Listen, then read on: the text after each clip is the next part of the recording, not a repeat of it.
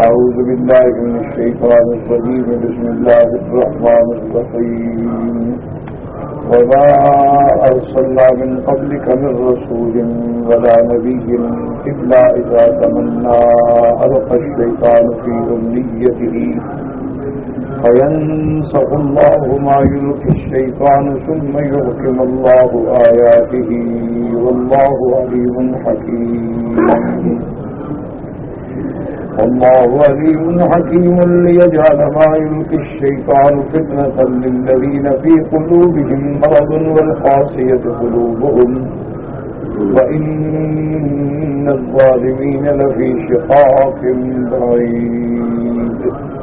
وليعلم الذين أوتوا العلم أنه الحق من ربك فيؤمنوا به وتخبت له قلوبهم وإن الله لهادي الذين آمنوا إلى صراط مستقيم. قال المؤلف المفسر رحمه الله تعالى: على من نفع بعلومه وعلومكم في الدارين آمين. إلى أن قال: وفي تفسير ابن جرير عن الزهري عن أبي بكر بن عبد الرحمن بن الحارث بن هشام نحوه.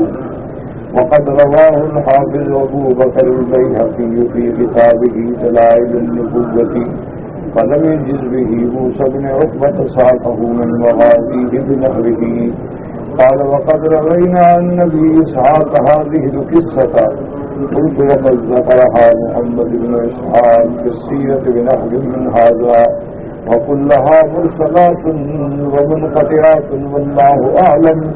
اب مفسر رحمۃ اللہ علیہ فرماتے ہیں کہ یہ قصہ جو ذکر کیا گیا ہے کہ سرکار دو عالم رحمت دو جہاں سیدنا محمد مصطفیٰ صلی اللہ علیہ وسلم سورۃ النجم پڑھ رہے تھے نماز میں، اور آپ نے جب فرمایا فرأیتم اللات والعزی ومناة الثالثة الأخرى وإن شفاعتها لترتجى وإنها لمع الغرانيق العلا. اب مفسر فرماتا کہ جتنی روایات اس قصے کے بارے میں آئی ہیں یا تو مرسل ہے یا منقطع ہے. اسی لیے میں نے عرض کیا تھا کہ اصل بات تو یہ ہے کہ اس قصے کے بارے میں کوئی صحیح حدیث مبارک مرفوع صحیح متواتر نہیں ملی. وقد ساق البغوي في تفسيره من كلام ابن عباس ومحمد بن كعب القرظي وغيرهما بنحو من ذلك. ثم سألها هنا سؤالا: كيف وقع مثل هذا مع القسمة المضمونة من الله تعالى لرسوله صلوات الله وسلامه عليه. ثم حكى أجوبة عن الناس من التفى أن الشيطان أوقع في مصابيح المشركين ذلك فتوهموا أنه صدر عن رسول الله صلى الله عليه وسلم وليس كذلك في نفس الأمر بل إنما كان من صنيع الشيطان لا الرسول الرحمن صلی اللہ علیہ وسلم واللہ اعلم.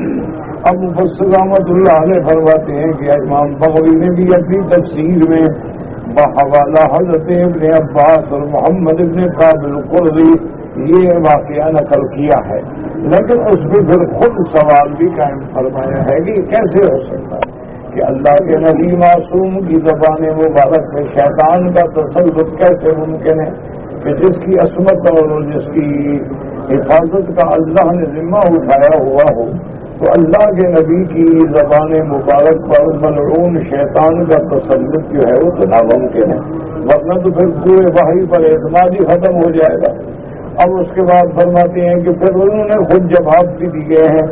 بعد میں فرمایا کہ حضور کی زبان مبارک پر تو یہ کلمات جاری نہیں ہوئے، بلکہ حضور تو سورۃ النجم تلاوت فرما رہے تھے، اور جب آپ نے فرمایا فرأیتم اللات والعزی ومناة الثالثة الأخرى، تو اب شیطان نے مشرکین کے کانوں میں اپنی طرف سے یہ آواز ڈالی کہ انہن لغرانیق العلا وان شفاعتہن لترتجی.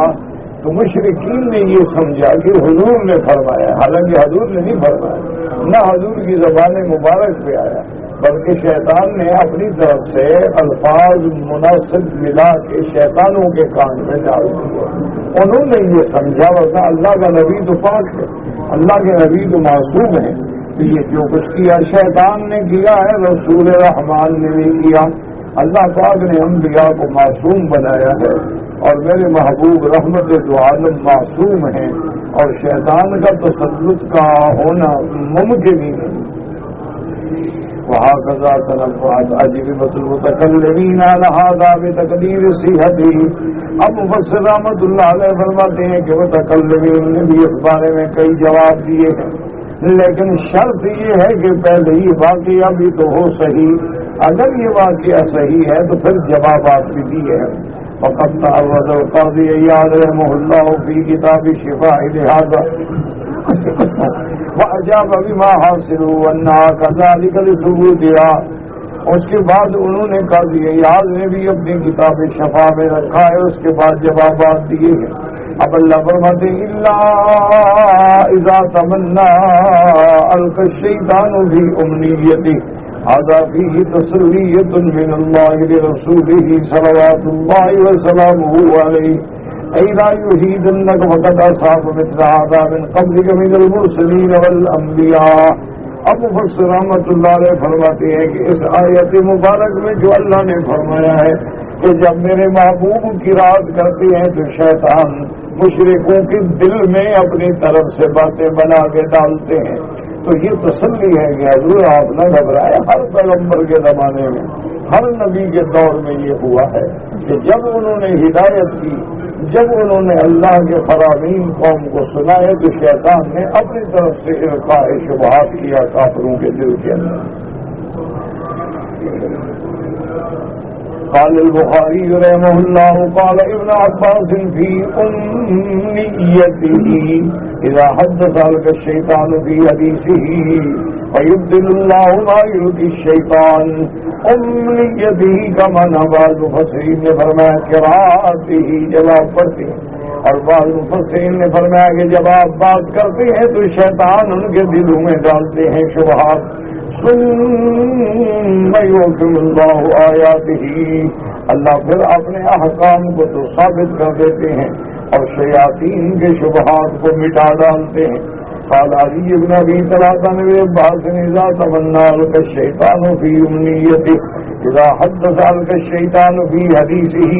وقال مجاہد اذا تمنا مانا اذا قال، جب آپ کوئی بات فرماتے ہیں وَيُقَالُ أُمْنِيَّتِهِ قِرَاءَتِهِ إِلَّا أَمَانِيَّ، جیسے قرآن میں دوسری جگہ ہے مَنْ يَقْرَؤُونَ وَلَا يَكْتُبُونَ. قال البغوي وأكثر المفسرين قالوا معنى قوله تبارك وتعالى تمنى إلا إذا تمنى لك الشيطان في أمنيته تمنى كمن أي تلا وقرأ كتاب الله.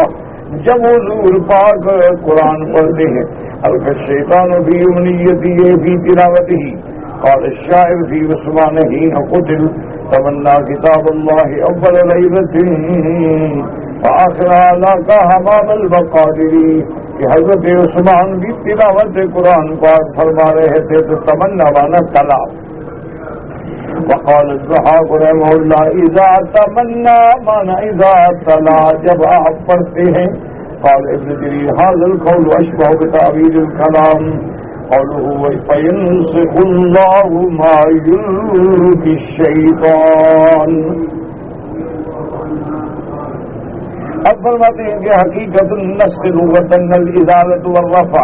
نسخ کا معنی باعتبار لغت یہ ہے مٹا دینا، اٹھا دینا. اب اس کے بعد قال علی بن ابی طلحہ نے بعض اللہ سبحانہ وتعالی ما القى الشیطان، پھر شیطان جو شبہات ڈالتے ہیں اللہ ان کو مٹا دیتے ہیں. وقال الضحاک نسخ جبریل امر اللہ ما القى الشیطان، اللہ کے حکم سے جبریل علیہ السلام ان کے شبہات کو مٹا دیتے ہیں. وَأَحْكَمَ اللَّهُ آيَاتِهِ، اور اللہ کے آیات کو ثابت فرماتے ہیں. وَاللَّهُ عَلِيمٌ أي بما يكون من الأمور والحوادث تخفى عليه خافية اللہ جاننے والے ہیں جو حوادث، جو مسائل، جو امور پیش آئیں گے، اللہ کے آگے کوئی چیز چھپی ہوئی نہیں ہے۔ اللہ تبارک و تعالی ذرہ ذرہ کا علم جانتے ہیں۔ ان اللہ قد احاط بكل شيء علما وسع كل شيء علما، اللہ کا علم ہر چیز کو احاطہ کیے ہوئے ہے، کوئی چیز، کوئی ذرہ، کوئی حرکت اللہ کے علم سے باہر نہیں۔ حکیم فی تقدیرہ و خلقہ و امرہ، اور اللہ نے جو فرمایا، جو پیدا فرمایا، جو تقدیر فرمائی، سب حکمت کے مطابق ہے۔ لہ الحکمت التامۃ والحجۃ البالغہ، تمام حکمت کاملہ اسی کے لیے۔ ولہذا قال لیجعل ما یلقی الشیطان، یعنی اللہ چاہتے تو شیطان کو یہ طاقت بھی نہ دیتے کہ وہ شبہات ڈالتا، لیکن بندوں کا امتحان پھر کیسے ہوگا؟ حق و باطل ٹکرائیں گے، صدق و کذب ٹکرائیں گے تو پھر پتہ لگے گا حق کیا ہے اور باطل کیا ہے۔ لیجعل ما یلقی الشیطان فتنة الذین فی قلوبہم مرض، جن کے دلوں کے اندر بیماری ہے، کفر کی بیماری، نفاق کی بیماری، ان کے لیے یہ امتحان ہے۔ مرض ان سے کیا مراد ہے؟ شک و شرک و کفر و نفاق، ایک جسمانی بیماری ہے، ایک روحانی بیماری ہے۔ تو سب سے بڑی بیماری کیا ہے؟ شرک ہے۔ سب سے بڑی بیماری کیا ہے؟ اللہ کے آیات میں شک ہے، کفر ہے، نفاق ہے۔ کل مشرکین حین فرحوا بذلک واعتقدوا انہ صحیح من عند اللہ، اور جیسے کہ ان کے لیے یہ بڑا امتحان تھا، جیسے شیطان مشرکین کو خوش کر دیا کہ اللہ کی طرف سے تمہارے بتوں کی تعریف ہے۔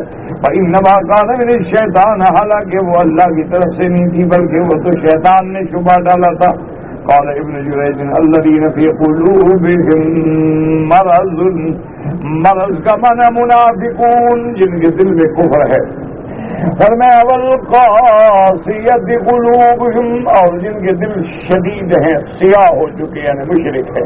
وقال مقاتل حیانہم الیہود وإن الظالمین لفی شقاق بعید، ای فی ضلال ومخالفۃ وعناد بعید، ای بعید من الحق والصواب۔ یہ یہودی قوم ہے جو گمراہی میں، حق کی مخالفت میں، دشمنی میں اتنے دور جا پڑے ہیں کہ حق سے بہت دور ہو گئے۔ یاد رکھیں شیطان کا معنی ہوتا ہے شک، تو ایک طرف ہے، ایک طرف ہے۔ انبیاء حق پر ہیں اور وہ باطل، جیسے فرماتے ہیں وَمَن يُشَاقِقِ الرَّسُولَ مِن بَعْدِ مَا تَبَيَّنَ لَهُ الْهُدَى وَيَتَّبِعْ غَيْرَ سَبِيلِ الْمُؤْمِنِينَ نُوَلِّهِ مَا تَوَلَّى وَنُصْلِهِ جَهَنَّمَ، کہ جس نے رسول پاک سے یہ شقاق مانا کہ میرا محبوب ایک طرف ہے اور یہ ایک طرف ہے، اس لیے فرماتے ہیں وَلِيَعْلَمَ الَّذِينَ أُوتُوا الْعِلْمَ أَنَّهُ الْحَقُّ مِن رَّبِّكَ فَيُؤْمِنُوا بِهِ، تاکہ اللہ ظاہر فرما دیتے ہیں، ورنہ اللہ تو سب جانتے ہیں، لوگوں پہ بھی ظاہر ہو جائے کہ جو ایمان والے ہیں وہ اللہ کی ہر آیت پہ ایمان رکھتے ہیں، لیکن متشابہات کو محکمات کی روشنی میں دیکھتے ہیں۔ لیکن جن کے دلوں میں بیماری ہے، کفر ہے، شک ہے، شرک ہے، نفاق، اما الذین فی قلوبہم زیغ فیتبعون ما تشابہ منہ ابتغاء الفتنہ، جن کے دلوں میں کجی ہے، میل ہے، نفاق ہے، بیماری ہے، وہ آیات متشابہات کو پکڑ کے خود بھی دھوکہ کھاتے ہیں، لوگوں کو بھی دھوکہ دیں۔ وَلِيَعْلَمَ الَّذِينَ أُوتُوا الْعِلْمَ النَّافِعَ الَّذِينَ يُفَرِّقُونَ بِهِ بَيْنَ الْحَقِّ وَالْبَاطِلِ وَالْمُؤْمِنُونَ بِاللَّهِ وَرَسُولِهِ أَنَّمَا أَوْحَيْنَاهُ إِلَيْكَ هُوَ الْحَقُّ مِنْ رَبِّكَ الَّذِي أَنزَلَهُ بِعِلْمِهِ وَحِفْظِهِ وَعَصِيَّةً بِهِ وَغَيْرُهُ بَلْ هُوَ كِتَابٌ عَزِيزٌ، اور جو ایمان والے ہیں جن کو اللہ نے علم نافع دیا ہے وہ حق و باطل میں فرق کرتے ہیں، اور جو اللہ کے رسول پہ ایمان لاتے ہیں ان کا ایمان ہے کہ جو اللہ نے ہمارے نبی پہ اتارا ہے وہ حق ہے، اور وہ محفوظ ہے، اس میں کوئی کسی قسم کی زیادتی یا کمی یا نقصان نہیں ہو سکتا۔ اللہ تبارک و تعالیٰ نے حراست کا انتظام فرمایا ہے، اس میں کوئی اختلاط نہیں کر سکتا، اللہ کے کلام میں کوئی جھوٹ نہیں ملا سکتا۔ بل ہوا کتاب العزیز، وہ اللہ کی کتاب ہے، اور اللہ کی کتاب جو ہے ہر چیز پہ غالب ہے۔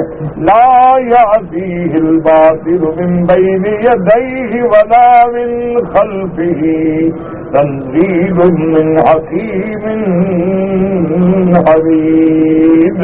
اللہ کے قرآن میں کوئی آگے سے پیچھے سے جنات کوئی شیاطین کسی قسم کی حذف و زیادتی نہیں کر سکتے ہیں، اور مومن جب سنتے ہیں قرآن تو فَيُؤْمِنُوا بِهِ ایمان لاتے ہیں، اس کی تصدیق کرتے ہیں۔ وَيَنْقَادُ لَهُ اللہ کے قرآن کے آگے حکم کے آگے جھک جاتے ہیں۔ فَتُخْبِتَ لَهُ قُلُوبُهُمْ ان کے دل جو ہیں وہ نرم ہو جاتے ہیں۔ اَيْ تَخْضَعُ وَتَذِلَّ قُلُوبُهُمْ، اور مومن کی یہ نشانی ہے کہ جب قرآن پڑھا جاتا ہے تو ان کے دل نرم ہو جاتے ہیں، ان کا ایمان بڑھ جاتا ہے، ان کے بدن پہ کپ کپی طاری ہو جاتی ہے، اللہ کی عظمت دلوں میں بیٹھ جاتی ہے۔ وَإِذَا تُلِيَتْ عَلَيْهِمْ آيَاتُهُ زَادَتْهُمْ إِيمَانًا وَهُمْ عَلَى رَبِّهِمْ يَتَوَكَّلُونَ۔ وَإِنَّ اللَّهَ لَهَادِ الَّذِينَ آمَنُوا إِلَى صِرَاطٍ مُسْتَقِيمٍ، اللہ ایمان والوں کو ہدایت دیتے ہیں سیدھے رستے کی، وہ دنیا میں بھی سیدھے رستے پہ ہیں اور آخرت میں بھی جنت کے رستے میں ہیں۔ فی الدنیا والآخرہ، اما فی الدنیا فیرشدہم الحق واتباعہ، اللہ دنیا میں ان کو حق کی پیروی کی توفیق دیتے ہیں۔ ویوفقہم لمخالفۃ الباطل واجتنابہ، اللہ ان کو توفیق دیتے ہیں کہ باطل کی مخالفت کریں اور اس سے بچ جائیں۔ وفی الآخرۃ یہدیہم الصراط المستقیم الموصل الجنات، اور آخرت کے اندر اللہ ان کو صراط مستقیم یعنی ایسا رستہ جو درجات جنات میں پہنچانے والا ہے۔ وَيُزَحْزِحُهُمْ عَنِ الْعَذَابِ الْأَلِيمِ وَالدَّرَكَاتِ، اور ان کو عذاب دردناک سے اور جہنم سے بچانے والا ہے۔ فَلَا يَزَالُ الَّذِينَ كَفَرُوا فِي مِرْيَةٍ مِّنْهُ حَتَّىٰ تَأْتِيَهُمُ السَّاعَةُ بَغْتَةً أَوْ يَأْتِيَهُمْ عَذَابُ يَوْمٍ عَقِيمٍ۔ الْمُلْكُ يَوْمَئِذٍ لِّلَّهِ يَحْكُمُ بَيْنَهُمْ، فالذين آمنوا وعملوا الصالحات في جنات النعيم، والذين كفروا وكذبوا بآياتنا فأولئك لهم عذاب مهين۔ يقول تعالیٰ مخبر الكفار لا يزالون في مرية، اللہ پاک خبر دیتے ہیں کہ کافر جو ہے وہ ہمیشہ شک میں پڑے ہوئے ہیں۔ اے فی شک وریب من هذا القرآن، وہ قرآن کے بارے میں شک میں ہیں، دھوکے میں ہیں۔ کبھی کہتے ہیں کہ نبی نے خود قرآن بنایا ہے، اور کبھی کہتے ہیں اساطیر الاولین، یہ قرآن اللہ نے نہیں اتارا بلکہ پرانے دور کے قصے کہانیوں کو جمع کر کے حضور سکھلاتے ہیں۔ اور کبھی کافر کہتے تھے معلم مجنون، نعوذ باللہ حضور دیوانے ہیں، اور حضور کسی سے سیکھ کے ہمیں سنا دیتے ہیں یہ اللہ نے قرآن نہیں اتارا۔ اس لیے اللہ نے فرمایا میرا مدنی آپ ان کو چیلنج کریں، وَإِن كُنتُمْ فِي رَيْبٍ مِّمَّا نَزَّلْنَا عَلَىٰ عَبْدِنَا فَأْتُوا بِسُورَةٍ مِّن مِّثْلِهِ وَادْعُوا شُهَدَاءَكُم مِّن دُونِ اللَّهِ إِن كُنتُمْ صَادِقِينَ۔ اللہ نے فرمایا میرا بدنی آپ ان کو چیلنج کریں کہ اگر تم شک میں ہو جو ہم نے قرآن اتارا ہے اپنے پاک پیغمبر اپنے محبوب حبیب حبیب سیدنا محمد مصطفیٰ صلی اللہ علیہ وسلم پر مقابلہ کرو، تم بھی تو عرب ہو، تمہارے پاس بھی تو بڑے بڑے فصیح ہیں، شاعر ہیں، ادیب ہیں، کرو مقابلہ، لے آؤ قرآن کے مقابلے پہ صورت۔ فَأْتُوا بِسُورَةٍ مِّن مِّثْلِهِ وَادْعُوا شُهَدَاءَكُم شركاءكم من دون الله، اللہ کے سوا جتنے تمہارے مددگار ہیں سب کو بلاؤ، سب کو پکارو، سب سے مدد مانگو اور لے آؤ میرے قرآن کے مقابلے۔ اور پھر اللہ نے خود فرما دیا لم تفعلوا ولن تفعلوا، یہ ہرگز نہیں کر سکے نہ آئندہ کر سکیں گے۔ اللہ کے کلام کے مقابلے پہ بندہ کیسے کلام لے آ سکتا ہے؟ اور میں پھر فاتقوا النار التي وقودها الناس والحجارہ، اگر تم مقابلہ نہیں کر سکتے پھر بھی جھوٹ بولتے ہو تو پھر اس آگ سے بچو جس کا ایندھن جو ہے ہم نے پتھروں اور انسانوں کو بنایا ہے تمہارے لیے وہ تیار ہے۔ آج دیکھیں 1400 سال گزر گئے، کفر میں ترقی کر دی، چاند پہ پہنچ گئے، لیکن قرآن نہیں بنا سکتے۔ اور بنانا تو بڑی بات ہے، قرآن کے مقابلے پہ کسی ایک کتاب کو یاد کرنے کا مقابلہ بھی نہیں کر سکتے کہ کوئی یہودی، کوئی نصرانی، کوئی ہندو، آج آپ پورے ہندوؤں کو چیلنج کریں گے کوئی ہے جس کو تمہارے سارے وید یاد ہو؟ آج تم یہودیوں کو چیلنج کر سکتے ہو، کوئی ہے تم میں حافظ تورات؟ آج تم نصارہ کو چیلنج کر سکتے ہو، کوئی ہے حافظ انجیل؟ تو اس سے بڑی صداقت کا کیا موجودہ ہے کہ قرآن ہو اور 8 سال کا بچہ الف سے لے کے والناس تک پڑھ لے؟ اس سے بڑی صداقت کی دلیل کیا ہوتی؟ یہاں عرب کا بچہ ہے قسیم کے علاقے کا، اور 6 مہینے میں قرآن حفظ کیا، 6 مہینے میں پورا قرآن حفظ کر دیا۔ اچھا خدا کی شان دیکھو، ایک اور کے بارے میں بھی آیا تھا، اس کے بچے نے بھی چھوٹی عمر ہے، 7-8 سال ہے، قرآن حفظ کیا، تو اس کے باپ کو بھی جوش آ گیا کہ میرے 7 سال کا بچہ حافظ بن گیا، وہ بوڑھے نے پھر قرآن حفظ کر دیا۔ یہ تو قرآن کا معجزہ ہے نا۔ میرے ماموں سے سکے، ان کا نام تھا شمس الدین رحمت اللہ علیہ، بہت بڑے عالم اور بڑے ذہین علماء میں تھے، بڑا اللہ نے علم، فہم، ذکا دیا تھا۔ تو وہ ہمیشہ اپنی بستی میں رمضان شریف میں کسی شاگرد کو بلاتے تھے کہ تراویح سناؤ، قرآن سناؤ۔ تو ایک شاگرد کے ذمہ لگا حضرت ٹھیک ہے میں آؤں گا رمضان میں۔ اچھا خدا کی شان ہے کہ رمضان شروع ہونے سے 2 دن پہلے اس نے خط بھیج دیا کہ حضرت میں مجبور ہو گیا ہوں، میں نہیں آ سکتا۔ تو اب حضرت ہمارے مولانا شمس الدین صاحب ہمارے ماموں صاحب فرماتے ہیں کہ ہمیں بڑا پریشان ہوا کہ بھی اب وہ حافظ نہ آیا، اب ایک دن میں ایک حافظ کا انتظام کرنا مشکل ہو جاتا۔ اللہ کا بندہ 8-10 دن پہلے کہتا تھا کسی اور شاگرد کو پابند کرتا۔ فرماتے ہیں کہ پھر میں نے سوچا کہ چلو ٹھیک ہے، ایسا کرتے ہیں کہ تراویح تو اب پڑھنی ہے تو بس صورتیں پڑھتے رہیں گے جو یاد ہیں۔ پھر دل میں خیال آ گیا کہ بھائی نماز تو ہو جائے گی لیکن ختم قرآن سے تو ہم محروم ہو جائیں گے۔ جیسے تراویح پڑھنا سنت مؤکدہ ہے، پورا قرآن سننا بھی تو رمضان میں سنت ہے۔ تو فرماتی ہیں کہ پھر میں نے سوچا، میں نے کہا اچھا ٹھیک ہے یا اللہ مدد فرماؤ، دن کو ایک سپارہ یاد کر کے رات کو تراویح میں سنا دیتے تھے، مہینہ ختم قرآن بھی ختم، روزانہ ایک پارہ یاد کرنا بڑھاپے میں، روزانہ دن کو یاد کرتے تھے، رات کو سنا دیتے۔ یہ تو قرآن کا معجزہ ہے، اللہ نے اس کا حفظ کرنا آسان کر دیا ہے کہ ہم عجمی لوگ ہیں، ایک لفظ عربی کا نہیں جانتے لیکن قرآن کے حافظ ہیں۔ فارسی ہے، عجمی ہے، افریقی ہے، ہندی ہے، سندھی ہے، پشتون ہے، انڈونیشی ہے، بلوچی ہے، اپنی زبان اردو بھی نہیں بول سکتا لیکن قرآن صحیح پڑھتا ہے۔ یہ تو معجزہ ہے نا قرآن کا۔ کوئی ہے مائی کا لال تو میدان میں آ کے پیش کرے، سوال ہی پیدا نہیں ہوتا۔ اس لیے اللہ پاک نے فرمایا کہ یہ ہمیشہ شک و ریب میں ہے۔ قال ابن جویج وقال وقال سعید بن جویج من ایب مالک الشیطان حتی تأتیہم الساعة بغتة قال مجاہد فجعتا۔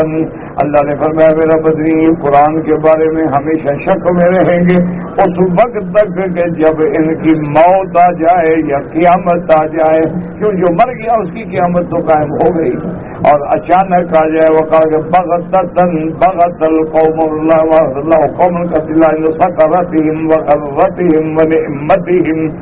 بغتة کا معنی اچانک، اللہ جب پکڑتے ہیں کسی قوم کو، جب وہ اپنی دنیا کے نشے میں ہوتے ہیں، غرور میں ہوتے ہیں، دولت کے گھمنڈ میں ہوتے ہیں، تو اللہ کی پکڑ آ جاتی ہے.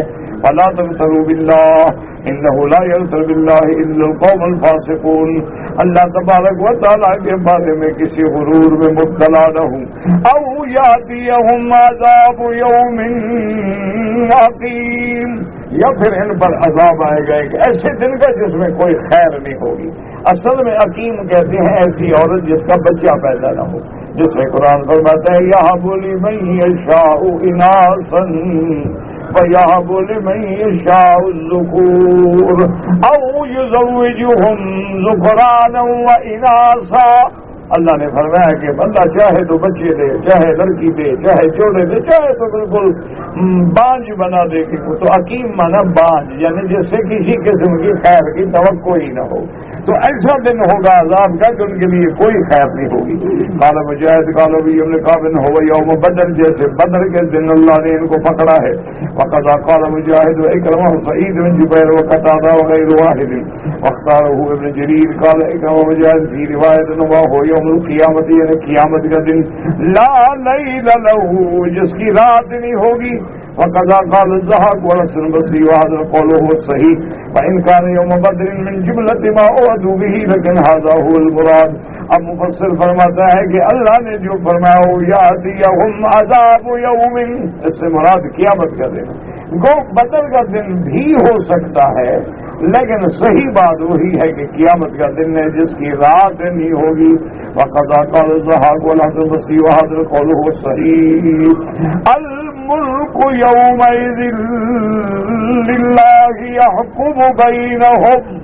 جیسے اللہ فرماتے کہ آج صرف اللہ کا حکم ہوگا. اللہ کا حکم تو ہر وقت ہے، لیکن قیامت میں کوئی عارضی حکم چلانے والا بھی نہیں ہوگا، کوئی عارضی دعویٰ کرنے والا بھی نہیں ہوگا کہ میں بادشاہ، میں حاکم، میرا ملک. اس دن تو کسی کا بھی کچھ نہیں. لمن الملک اليوم، کیا جواب؟ اللہ خود جواب دیں گے للہ الواحد القہار.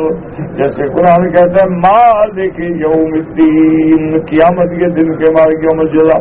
الملک یومئذ الحق للرحمن وقال یوما للکافرین عسیرا. وہ کافروں کے لیے بڑا سخت دن ہوگا. اب اللہ فرماتے میرے محبوب آپ اعلان فرما دیں فالذین آمنوا وعملوا الصالحات، جو ایمان لائے، جنہوں نے دل سے تصدیق کی، جنہوں نے اچھے عمل فرمائے، ان کے لیے جنت کے باغ ہیں. اے آمنت قلوبہم وصدقوا باللہ ورسولہ وعملوا بما بمقتضى ما علموا وتوافق قلوبہم واقوالهم واعمالهم. کیا مانا آمنت قلوبہم؟ جن کے دل ایمان لائے اور جنہوں نے اللہ کے رسول کے فرمان کی تصدیق کی. کیا مانا؟ یعنی عمل کیا جو اللہ کے قرآن سے پڑھا ہے، ان کے دل بھی، اقوال بھی، اعمال بھی موافق ہیں. یہ نہیں کہ زبان پہ کچھ ہو دل میں کچھ ہو. ہاں بالکل، دل میں بھی ایمان ہے، زبان پر بھی ایمان ہے. اللہ ان کو کہاں بھیجیں گے؟ فی جنات النعیم، ایسے باغوں میں جو نعمتوں کے ہمیشہ رہنے والے. اے لہم النعیم المقیم الذی لا یحول ولا یزول ولا یبید. اللہ نے فرمایا ہم ان کو ایسے باغوں میں رکھیں گے، ایسے نعمتوں میں رکھیں گے جو نعمتیں ہمیشہ رہنے والی ہیں، کبھی چلیں گی بھی نہیں، زائل بھی نہیں ہوں گی، پرانی بھی نہیں ہوں گی. والذین کفروا وکذبوا بآیاتنا فاولئک لهم عذاب مہین. والذین کفروا وکذبوا ای کفرت قلوبہم بالحق، جن کے دل کے اندر کفر ہے، انکار ہے. وکذبوا به، اور تکذیب کرتے ہیں. وخالفوا الرسل، اور پیغمبروں کی مخالفت کرتے ہیں. واستکبروا عن اتباعہم، اور اعراض کرتے ہیں پیغمبروں کی اتباع سے، ان کو پھر قیامت میں کیا ملے گا؟ فرمایا فَأُولَٰئِكَ لَهُمْ عَذَابٌ مُّهِينٌ، ان کے لیے عذاب ہوگا اہانت والا۔ جیسے دنیا میں اکڑتے تھے، دنیا میں بڑے بنتے تھے، آج اسی طرح ذلیل ہوں گے قیامت میں۔ مقابل استقبال ہوئی ہے اللہ کا قولی تبارک و تعالی ان الذین یستکبرون عن عبادتی سیدخلون جہنم داخرین، آج جو اعراض کرتے ہیں میری عبادت سے اللہ ان کو داخل کریں گے جہنم میں ذلیل ہو کر۔ آج جو اکڑتے ہیں اور آج جو تکبر کرتے ہیں یہ ذلیل ہو کے قیامت والے دن جہنم میں داخل کیے جائیں گے۔ اللہم اجرنا من النار، اللہم اجرنا من النار، اللہم ارزقنا الفردوس الاعلی برحمتک یا ارحم۔ کہتے ہیں کہ آپ یورپ کے لیے کب روانہ ہوں گے؟ اللہ کے ہاتھ میں ہے، جب اللہ چاہیں گے تو سفر ہوگا۔ ویسے عام طور پہ بالکل جولائی کے آخر میں اور اگست کے اول میں تقریباً عام طور پر انہی دنوں میں چونکہ ختم نبوت کی کانفرنسیں ہوتی ہیں تو تقریباً اگر اللہ کو منظور ہے تو اسی طرح، اور اللہ کو منظور نہیں ہے پچھلے سال نہیں جا سکے، اللہ کی مرضی ہے۔ کہتے ہیں کہ اگر کسی نے کسی کافر سے پیسے لیے تھے اور دنیا میں ادا نہیں کیے، وہ کافر بھی مر گیا، مسلمان بھی مر گیا، تو اس سے بدلہ بالکل بدل دیا جائے گا۔ یہ تھوڑا ہے کہ کافر کے پیسے کھا جاؤ۔ حقوق و لباس تو حقوق و لباس ہے، کافر کا ہو یا مسلمان کا ہو۔ اللہ تبارک و تعالیٰ بدوں کا حق معاف نہیں ہے، اس کے پیسے کھا جاؤ۔ اور کافر کا حق ہے یا مسلمان کا، آپ کو دینا ہوگا۔ کہتے ہیں جی کہ میں نے 3 عمرے کیے ہیں اور تینوں عمروں میں میں نے اپنے سر پہ اس طرح پھروایا ہے، اب میرا ارادہ ہے کہ چوتھا عمرہ کروں، لیکن میرے سر پہ دانے نکل آئے ہیں تو نہ کریں۔ نفلی عبادت ہے، کوئی فرض تو ہے نہیں، نہ فرض ہے نہ واجب ہے، ایک نفلی عبادت ہے، اللہ توفیق دے کر لو، نہ دے نہ صحیح، کوئی ضروری نہیں اس سے طواف کرو، طواف زیادہ افضل۔ کیونکہ یاد رکھیں کہ طواف میں کسی امام کا اختلاف نہیں ہے، کیونکہ اللہ کے قرآن میں حکم ہے کہ وَلْيَطَّوَّفُوا بِالْبَيْتِ الْعَتِيقِ، لیکن عمرے میں اختلاف ہے۔ اب امام احمد بن حنبل رحمۃ اللہ علیہ فرماتے ہیں کہ اپنے ملک سے جب آدمی آتا ہے تو میقات پہ آ کے احرام باندھ کے عمرہ کرے، لیکن جب مکے میں آ گیا عمرہ کر لیا تو اب مزید عمرے کی ضرورت نہیں۔ ہاں اب اللہ اس کو مدینہ منورہ لے جاتا ہے اور پھر مدینے سے واپسی بھی مکے آنے کا ارادہ ہے تو پھر احرام باندھے میقات ہے۔ باقی ان کے نزدیک مسجد عائشہ سے یا جعرانہ سے نفلی عمرے کرنا بلا کسی عذر یا ضرورت کے جائز ہی نہیں، لیکن طواف میں کوئی اختلاف نہیں کہ جتنی دیر آپ عمرے میں لگاتے ہیں، مثلا عمرہ کرنے جاتے ہیں آپ کے 2 گھنٹے لگتے ہیں، تو 2 گھنٹے اگر آپ طواف کرتے رہیں تو وہ سارے ائمہ کے نزدیک عمرے سے افضل، کیونکہ عمرے میں آپ کعبے سے باہر جائیں گے، طواف میں کعبے کے اندر رہیں گے، تو وہاں آپ کا وقت باہر گزرے گا، یہاں اندر گزرے گا، تو اس لیے عمرہ کرنا ضروری نہیں ہے۔ لیکن اگر آپ عمرہ کریں گے تو پھر احتیاط کے ساتھ اپنے سر پہ اس طرح پھروائیں تاکہ آپ کے وہ دانے بھی متاثر نہ ہوں اور تعمیل حکم بھی ہو جائے۔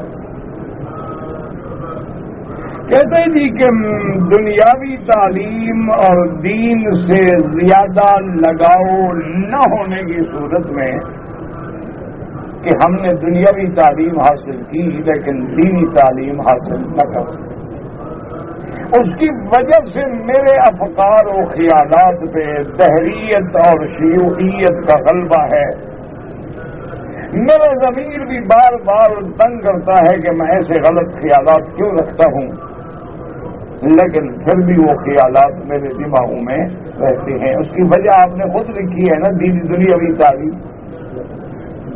اور یہی وجہ ہے کہ آج کل ہمارا نوجوان جو اسلامی تعلیم بھی حاصل کرتا ہے، وہ کرتا ہے یونیورسٹیوں میں یا کالجوں میں، آکسفورڈ میں، ہارورڈ میں اور برکلے میں، اسی طرح فونیکس میں. تو وہاں جو ہمیں لٹریچر ملتا ہے وہ تو کافروں کا لکھا ہوا ہے، چاہے اسلام کے بارے میں بھی ہو. رائٹر جو ہے وہ تو کافر ہے. اس کا نتیجہ یہ نکلتا ہے کہ اسلام کے بنیادی عقائد بھی ہمارے دماغوں میں نہیں بیٹھتے. اس کا علاج کیا ہے؟ اس کا بڑا آسان علاج ہے کہ آپ دین کی تعلیم کسی صحیح عالم کی خدمت میں بیٹھ کے حاصل کریں اور کچھ نہ کریں. صرف روزانہ آدھے گھنٹے کے لیے ان کے پاس جا کے 1-2 آیات قرآن کا ترجمہ پڑھتے رہیں. انشاءاللہ 10, 15, 20 دن، مہینے کے اندر جب قرآن پڑھو گے نا جی، تو یہ ایک ایسا جناب چلے گا کہ سارا گند نکل جائے گا انشاءاللہ. بس علماء کی صحبت اختیار کرو، صالحین اور اولیاء اللہ کی صحبت اختیار کرو. جب آدمی اہل اللہ کی صحبت میں بیٹھتا ہے نا، اللہ کی رحمت سے ہدایت ملتی. اور یہ ہدایت کی دلیل ہے کہ آپ کا ضمیر آپ کو اندر سے چیلنج کر رہا ہے کہ آپ غلطی پہ ہیں. آپ فائدہ اٹھائیں، کسی عالم کی صحبت میں بیٹھیں اور ساری کتابیں اپنے ارد گرد جو ہیں وہ اسلام کی رکھیں. مثلا آسان تفسیر ہے معرف القرآن اردو میں، بڑی آسان ہے، سہل ہے اور پڑھنا سمجھنا بھی مشکل نہیں ہے. آپ روزانہ ایسا کریں کہ کم از کم 1 صفحہ قرآن کا تفسیر کے ساتھ پڑھیں، لیکن اس کو بار بار پڑھیں، 1 دفعہ نہیں، کم از کم 10 دفعہ پڑھیں. تو انشاءاللہ جب آپ ایک قرآن کا 1 پارہ پڑھیں گے نا، جب حق کی چوٹ پڑے گی نا تو باطل خود بخود بھاگ جائے. کہتے ہیں جی کہ اگر بینک سے گاڑی قسطوں پہ لی جائے، میں نے کہا تھا سمجھا بھی تو کرو نا. ایک ہے جو ہمارے ملک میں لیزنگ پہ گاڑیاں مل رہی ہیں، وہ بالکل ناجائز، خالص حرام ہے. ایک طریقہ یہ ہے جیسے عرب میں کرتے ہیں کہ مثلا میں نے گاڑی خریدنی ہے، مثال کے طور پہ ایک گاڑی مرسڈیز ہے، اس کی قیمت 1.5 لاکھ ریال ہے، میں خریدنا چاہتا ہوں. میں بینک کو اپلائی کروں گا تو بینک وہ گاڑی خود خریدے گا، اپنے نام، کاغذ بھی بینک کے نام، گاڑی بھی بینک کے نام، قبضہ بھی بینک کا ہوگا. اب وہ مجھے کہے گا کہ جی یہ گاڑی آ گئی ہے، آپ کتنے میں خریدتے ہیں؟ یہ آپ بتائیں. انہوں نے کہا جی ہم آپ کو دیں گے 1,80,000، لیکن پیسے ہم آپ سے لیں گے 2 سال میں. اب 2 سال میں اکٹھے دے دو یا قسطیں بنا لو. تو اس طرح لینا جو ہے وہ جائز، کیونکہ انہوں نے گاڑی خرید لی ہے 1.5 لاکھ میں، ہمیں 1,80,000 میں بیچ دی ہے. اسی طرح جیسے سارے بازار میں سودا بک رہا ہے کہ تم 10 روپے میں خریدتے ہو، 12 میں بیچ رہے ہو، تو یہ حرام نہیں ہوتا. ایک ہے کہ ہم بینک کو کہتے ہیں کہ ہمیں 1.5 لاکھ ریال قرضہ دیں، وہ کہتے ہیں جی لے لیں، لیکن ہم آپ سے 1,80,000 ریال لیں گے قسطوں میں، پھر ہم یہ پیسے لے کے جا کے گاڑی خریدتے ہیں. یہ تو سود ہے. اس لیے ہمیشہ یاد رکھیں. اسی طرح مکانات کا ہے، اگر ہم پیسہ لیتے ہیں مکان بنانے کے لیے تو حرام ہے. اگر بینک مکان خود خرید کرنے کے بعد ہمیں بیچ دیتا ہے نفع سے تو جائز ہے، کوئی مسئلہ نہیں. لیکن دونوں باریکیوں کو سمجھنے کی کوشش کریں. اچھا، اسی طرح اب انشورنس ہے. جیسے ہم کسی بھی باہر کے ملک میں جاتے ہیں، گاڑی لیں گے، جب انشورنس نہ ہو گاڑی ہم خرید ہی نہیں سکتے، گاڑی دیں گے ہی نہیں. وہ ان کا قانون ہے کہ بھائی انشورنس کرائیں. کیوں؟ ان کو پتا ہے کہ اس بندے کے پاس تو کھانے کا پیسہ نہیں، کل ایکسیڈنٹ کر دے پیسہ کون دے گا؟ ایکسیڈنٹ ہو جائے اس کا علاج کون کرائے گا؟ پیمنٹ ہسپتال کو کون کرے گا؟ اس طرح تو انشورنس کرے گی نا. تو وہاں ہم مجبور ہیں انشورنس کرا لیں گے، کیونکہ ہم تو نہیں چاہتے لیکن وہاں کا قانون ہمیں مجبور کر رہا ہے. لیکن اگر وہ قانون مجبور نہ کرے تو اپنی مرضی سے نہ کرائے. اسی لیے علماء نے جیسے اس ملک میں بھی اجازت دی ہے کہ آدمی ایسی انشورنس کرا لے کہ خدا نہ خواستہ ایکسیڈنٹ ہو جائے. اب ایک بیچارہ ہمارا بھائی ڈرائیور ہے 1200-1000 تنخواہ لیتا ہے, اللہ نہ کرے اللہ نہ کرے اللہ نہ کرے ایکسیڈنٹ ہو گیا تو دیت ہے 1,60,000. کہاں سے دے گا 1,60,000؟ نہ دیت دے گا, ساری زندگی جیل میں پڑا رہے. تو اس لیے اگر تھرڈ پارٹی کا انشورنس ہو جائے گا, خدا نہ خاصا ایکسیڈنٹ ہو جائے تو ایکسیڈنٹ کی پیمنٹ دیت والی جو ہے وہ انشورنس کرے گی اور یہ بچ جائے گا, ورنہ تو زندگی اس کی جیل میں رول گئی اور خاندان پیچھے والے وہاں رول گئے. تو ان مجبوریوں کی بنا پہ علماء نے فتویٰ دیا ہے, کیونکہ ہم میں تقویٰ تو رہا نہیں. ورنہ آپ حیران ہوں گے کہ ایک اسلامی ملک ہے, بالکل چھوٹا سا ملک ہے, انہوں نے ان کی ایمبیسی والوں نے ایک اصول بنا لیا ہے. انہوں نے کہا کہ بھئی جو کام کرانے آؤ گے نا, مثلا اس کام پہ 10 ریال, اس پہ 20 ریال, اس پہ 30 ریال, اس پہ 50 ریال فنڈ دینا ہوگا. وہ باقاعدہ آپ کو رسید دیں گے. وہ سارے پیسے جو ہیں فنڈ میں جمع ہوتے ہیں. ان کے ملک کے جس آدمی سے ایکسیڈنٹ ہو جائے, دیت بھرنی ہو, فوراً ایمبیسی جا کے چیک دے دیتی ہے. ان کا بندہ ایک رات بھی جیل میں نہیں رہتا, دوسرے دن باہر آ جاتا. اس کو انشورنس کرانے کی ضرورت نہیں پڑتی کیونکہ فنڈ ان کا موجود ہے. تو اگر تو ایسا انتظام ہو جائے تو بڑی اچھی بات ہے, ورنہ مجبوری ہے.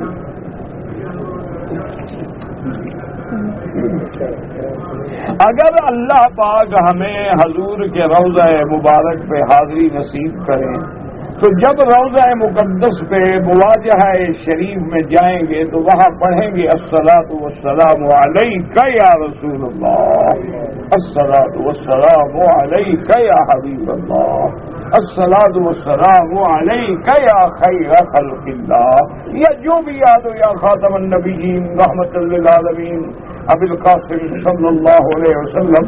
تو وہاں مخاطب ہو کے صلاۃ و سلام پڑھنا جو ہے جائز ہے, اور اسی طرح صحابہ پڑھتے تھے.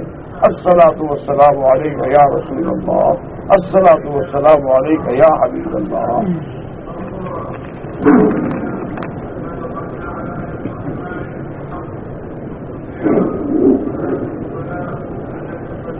یہ درود قرآن حدیث میں نہیں ہے کہ علی محی سنت شیخ محمد حبیب اور فلاں, یہ کو لوگوں کا لکھا ہوا ہوگا, نہ قرآن میں نہ حدیث میں. وہی درود پڑھو جو نماز میں پڑھتے.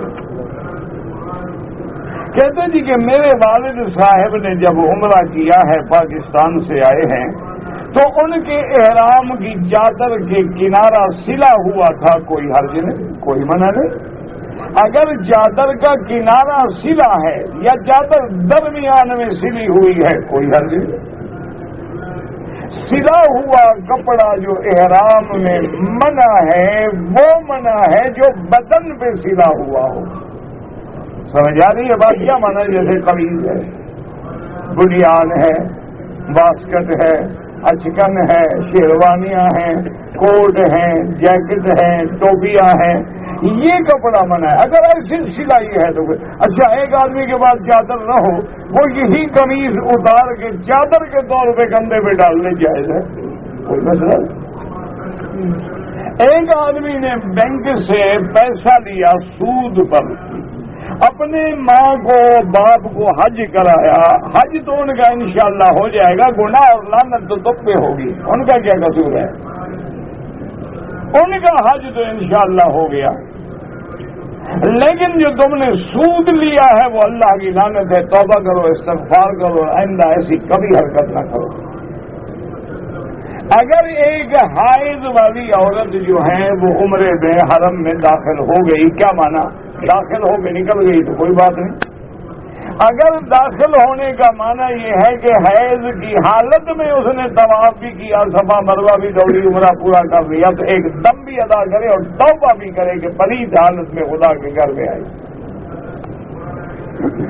اگر ایک آدمی آیا تھا عمرے کے ویزے پہ, واپس نہیں کیا, حج کر لیا, حج تو ہو جائے گا, لیکن قانون اسلام کی مخالفت کرنا اچھا نہیں ہے. یہاں اسلامی ملک ہے, اگر ایسے ہر آدمی چوری کرنی شروع کر دے تو اس کا انجام یہ ہوتا ہے کہ ان کے دماغ میں ایک پلاننگ ہوتی ہے کہ اس سال مثلاً 20 لاکھ آ جائے گا، اور 10 لاکھ چوری والا بیٹھا ہو تو پھر کیا کرے؟ سارا نظام ہی درہم برہم ہو گیا۔ ان کی ایک پلاننگ ہے کہ خیمے کتنے ہوں گے، ٹریفک کتنا ہوگا، گاڑی کتنی ہوگی، سودا کتنا ہوگا، پانی کتنا ہوگا، اور کس روڈ سے ہم نے کتنی گاڑیاں پاس آن کر 1 لاکھ سے چوری والا آدمی نکلا ہے جس کا نہ ریکارڈ ہے، نہ آگا ہے، نہ پیچھا ہے۔ ان کا خیال تھا کہ جمعرات میں 10,000 آدمی آئے گا، آ گیا 20,000، اب کیا کریں وہ؟ جو لوگ ملائیشیا سے عمرے کے لیے آتے ہیں ان کا سفر ہوتا ہے ملائیشیا سے جدہ، جدہ سے مدینہ، مدینہ سے مکہ۔ ٹھیک ہے، جب مدینہ سے آئیں گے تو احرام باندھیں، کیونکہ ان کی نیت مکے آنے کی ہے ہی نہیں، وہ تو جدے سے سیدھا مدینہ جا رہے ہیں۔ اگر نماز میں قرآن دیکھ کے پڑھے، نفل نماز میں تو گنجائش ہے، فرض میں گنجائش نہیں۔ اگر میں عمرے پہ آیا ہوں، میں اگر مدینہ منورہ میں 40 نمازیں نہ پڑھوں کوئی حرج نہیں، 40 نماز پڑھنا نہ واجب ہے، نہ فرض ہے، نہ سنت ہے، وہ تو ایک ثواب ہے، فضیلت ہے، اللہ موقع دے الحمدللہ، نہ دے تو کوئی بات نہیں۔ کہتا ہے جی کہ بیوی روٹ کر میکے چلی گئی، خاوند کے اصرار پر بھی واپس نہیں آئی، 20 سال گزر گئے، 18 سال بعد اس نے خاوند سے طلاق نہیں لی، دوسری جگہ نکاح کر لیا، تو وہ نکاح بالکل حرام ہے، زنا شمار ہوگا۔ بعد میں اس نے خاوند سے خلو لیا تو اب خلو کی عدت گزار کے توبہ کرے، پھر پہلے آدمی سے نکاح کرنا چاہے تو کر لے، ورنہ جب نکاح پہ نکاح کیا تھا تو وہ بالکل اللہ کی لعنت کی حقدار ہے کہ پہلا نکاح موجود ہے اور زنا کر رہی ہے۔ اچھا، ایسے خاوند کو بھی خدا ہدایت دے بھی، جب 18 سال مناتے گزر گئے، جان چھوڑ تو طلاق دے تو پہلے دفع کرو۔ تم نے آخر 18، اس نے تو نہیں مانی بات، تم نے کون سی بات مان لی بھائی؟ اس نے تو سلو نہیں کی، تو تمہارا ضمیر، تمہاری غیرت کہاں مر گئی کہ بیوی تیری ہے بیٹھی لوگوں کے گھر میں ہے 20 سال؟ تم کوشش کرو، سلو کرو، 2 مہینے، 4 مہینے، 6 مہینے، سال، برادری کے لوگ ڈالو، کوئی علماء، کوئی پڑھے لکھے لوگ، نہیں ہوتی کو طلاق لو، جان چھوڑو۔ نہ میں گناہگار بنوں نہ تم گناہگار بنو، تم دوسری جگہ جا کے نکاح کرو، میں اپنا کو دوسری شادی کا بندوبست کروں۔ یہ کیا ہے کہ 18 سال تم نے بھی تو لٹکائے رکھا ہے نا۔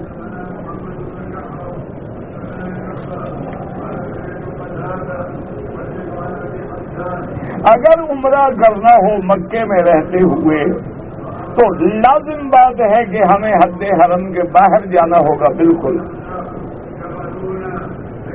رشتہ دار جو فوت ہو گئے ہیں ان کے لیے بالکل عمرہ کریں، حج کریں، اللہ ثواب دیں گے۔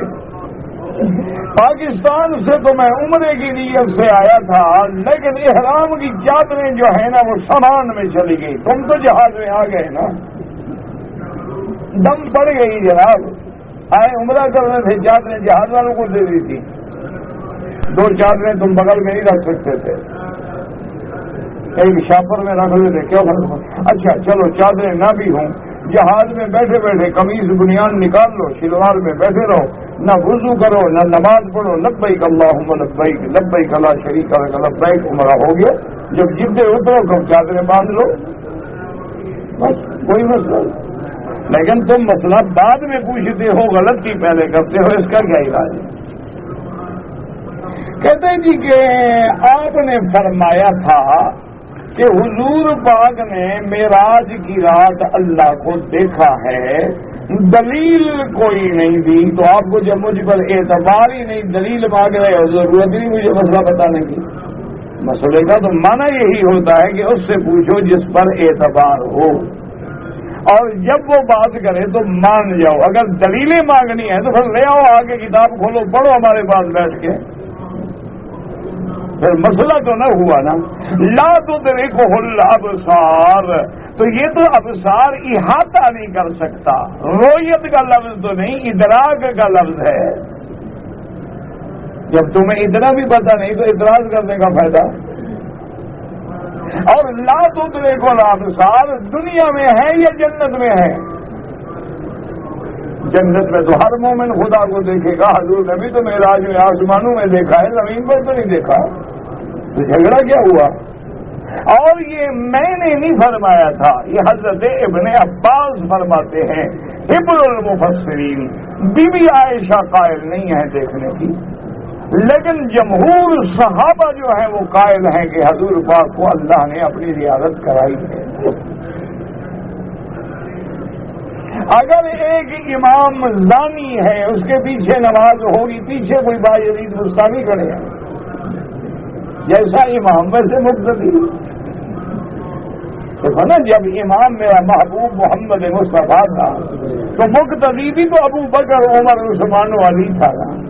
اب اگر مقتدی تمہارے جیسے ہیں تو امام بھی تو پھر مولوی مکی جیسا ہوگا. یہ تو قدرتی بات ہے نا میرا بھائی. باقی یہ ہے کہ اگر کوئی آدمی معروف ہے زنا میں, فاسق فاجر ہے, ایسے بندے کو امام نہ بناؤ.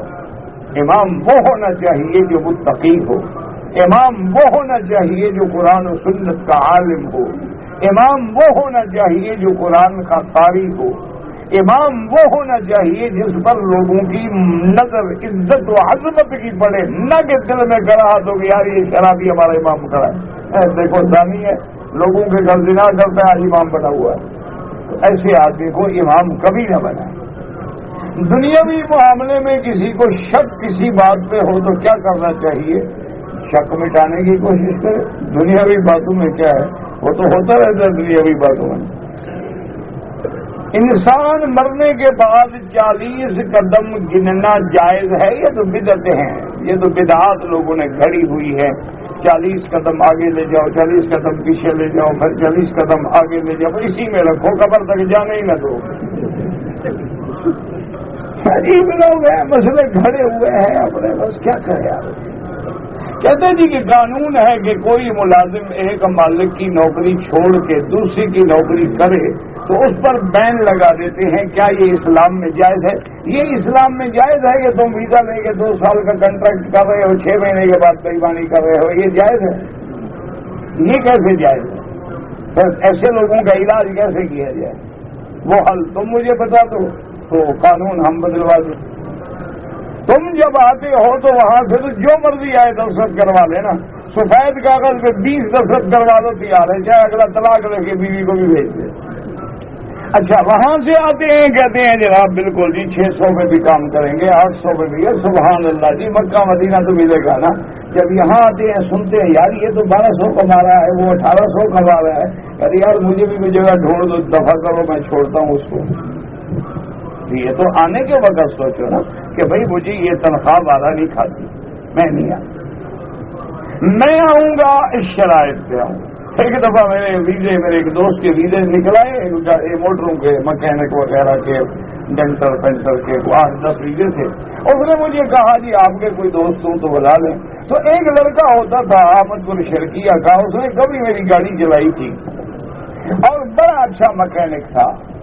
تو مجھے خیال آیا, میں نے کہا یار اس نے ہماری خدمت کی تھی تو اس کا بھلا ہو جائے. اب میں نے ادھر ادھر سے ٹیلی فون نمبر ڈھونڈا, پتہ لگا کہ وہ صادقآباد میں ورکشاپ کرتا ہے, نمبر مل گیا. اس کو میں نے بلایا, میں نے کہا یار ویزے ملے ہیں ایک دوست کے اور آنا چاہوں تو تنخواہ پر بھی وہ راضی ہے اور حصے پہ کام کرو تب بھی وہ راضی ہے. تو اس نے کہا مکی صاحب آپ کا حکم ہو تو میں کل آ جاتا ہوں, اور آپ کا حکم نہ ہو تو یہاں میں 5000 روپے روز کماتا ہوں, وہاں مجھے کیا ملے گا؟ میں نے کہا حضرت میری ورکشاپ ہے, 20 آدمی میرے پاس کام کرتے ہیں, اللہ کا شکر ہے یہاں میرا نام ہے, لوگ دور دور سے گاڑیاں بنوانے کے لیے آتے ہیں. 5000 6000 5000 6000 میں روز میں کماتا ہوں. تو وہاں مجھے کتنی تنخواہ دے دیں گے؟ 2000 دے دے گا تو کتنی بچے گا؟ 30,000 روپے. یہاں تو 5000 روز میں کما رہا ہوں, 1.5 لاکھ مہینے میں کماتا ہوں. اگر آپ کا حکم ہے میں سب چھوڑ کے کل حاضر ہوں. آپ کا مشورہ ہے تو مہربانی کر کے مجھے معاف کر دے, میں نہیں آتا. میں تو بڑا خوش ہوں کہ تیر مار رہا تھا کہ تمہیں ویزے دلوا رہا ہوں, تم وہاں خوش ہو تو اچھی بات ہے, بتاؤ مجھے کیا ہے, میں نے تو ایسے نیکی کرنے کا سوچا تھا، اچھا ہوا کہ میری گلے سے جان چھوٹ گئی۔ تو جو میرا بھائی لوگ صحیح معنی میں کماتے ہیں وہ یہاں نہیں آتے جھاڑو دینے کے لیے، جو اپنے ماں باپ کی بددعاؤں کا شکار ہیں وہی آگے ذلیل ہوتے ہیں۔ یا جن لوگوں کے دماغ میں بھوت سمایا ہوا ہے کہ باہر ملکوں میں جائیں گے تو پیسے درختوں پہ لگے ہوئے ہوں گے، جب یہاں آگے رگڑا نکلتا ہے پھر نہ خدا کے رہتے ہیں نہ بندوں کے۔ اس نے کمانا ہے، اپنے ملک میں بھی کما سکتا ہے۔ 2 لاکھ کا ویزا خریدتے ہو یار، 2 لاکھ کی بزنس کرو، نہیں کر سکتے ہو؟ مہندی لگی ہوئی ہے تمہیں۔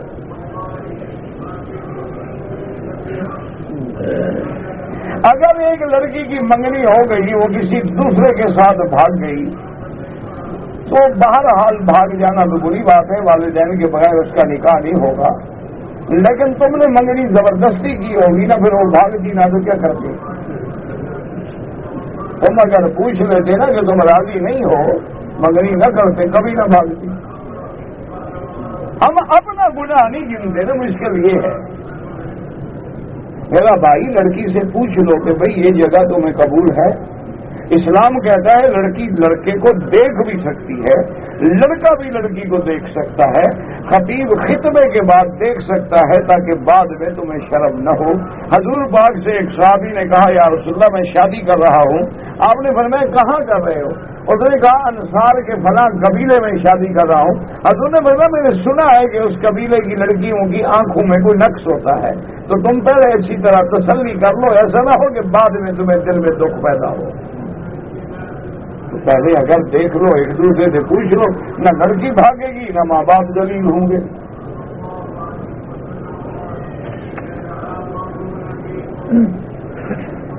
یہ فتاوا جتنے ہیں نا جی دارالفتاح سے جا کے لیا کریں، جو بڑے بڑے عالمی فتاوا ہوں نا وہ بڑے علماء کا کام ہے۔ اگر کسی نے مسجد عائشہ سے احرام باندھ کے عمرہ کیا انشاءاللہ عمرہ تو ہو جائے گا، لیکن میقات کا عمرہ کہاں اور یہ کہاں؟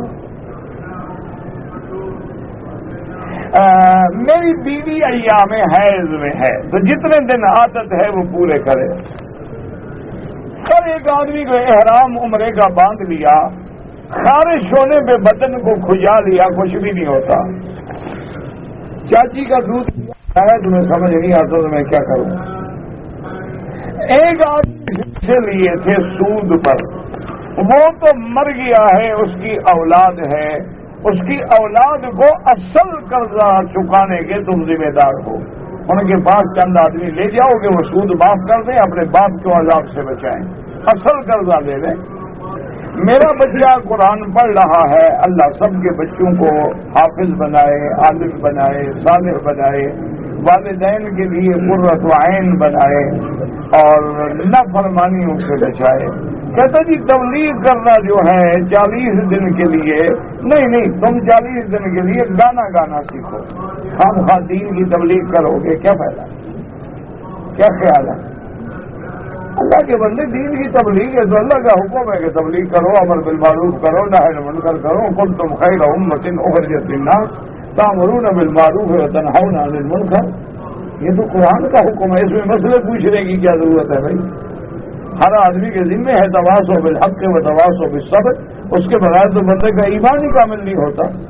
الا الذین آمنوا وعملوا الصالحات، جو لوگ ایمان لائے عمل اچھے کیے، تواصوا بالحق کے ایک دوسرے کو حق کی وصیت کرتے ہیں، صبر کی وصیت کرتے، تو اگر نہ کرے تو مانا ایمان پورا نہ ہوا۔